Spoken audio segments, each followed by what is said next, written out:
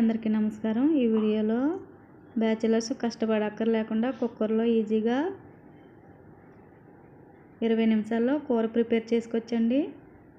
ఇప్పుడు ప్రిపేర్ ఎలాగో చూద్దాం। ముందుగా స్టవ్ వెలిగించి కుక్కర్ పెట్టి ఇందులో 4 స్పూన్లు ఆయిల్ వేసుకోవాలి।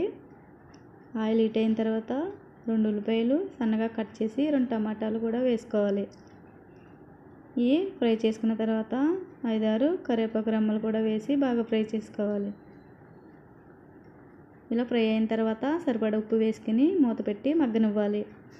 ఇలా బ్రౌన్ కలర్ వచ్చేంత వరకు ఉంచుకొని తర్వాత 1 స్పూన్ అల్లం వెల్లుల్లి పేస్ట్ వేసి బాగా ఫ్రై చేసుకోవాలి।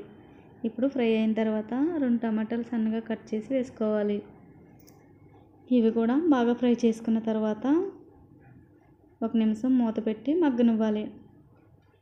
ఇలా మగ్గిన తర్వాత 1½ స్పూన్ కారం వేసుకుని బాగా కలుపుకోవాలి।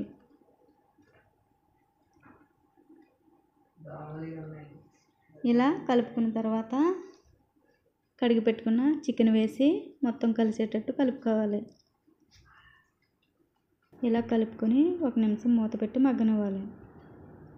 ఇప్పుడు మూత తీసి ఒకసారి కలిపి 1/2 టీ స్పూన్ జీలకర్ర ధనియాల పొడి 1/2 టీ స్పూన్ మసాలా పొడి వేసి బాగా కలుపుకొని ఒక చిన్న గ్లాసు వాటర్ వేసుకొని మూత పెట్టి 3 విజిల్స్ వేయించుకోవాలి।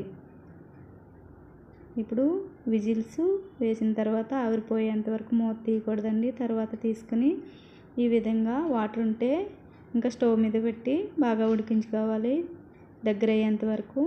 లేదంటే ఈ విధంగా దింపేసుకోవాలనుకుంటే ఇలా దింపేసుకుని సర్వ్ చేసేసుకోవడమే। ఎంతో ఈజీగా చికెన్ కూర బ్యాచిలర్స్కి కష్టపడకుండా కుక్కర్లో వండేసుకోవచ్చండి। తప్పకుండా ట్రై చేయండి। Thanks for watching.